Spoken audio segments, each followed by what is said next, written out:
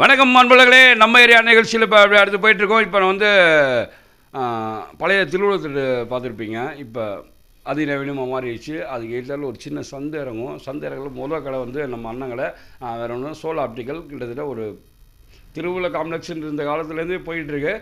ஆனால் குறைஞ்சது ஒரு 25 வருஷம் இருக்குமாண்ணா? 25 வருஷம் இருக்கும். 25 வருஷமாக நாங்கள் வந்து சேவை செஞ்சுக்கிட்டுருக்குறோம்.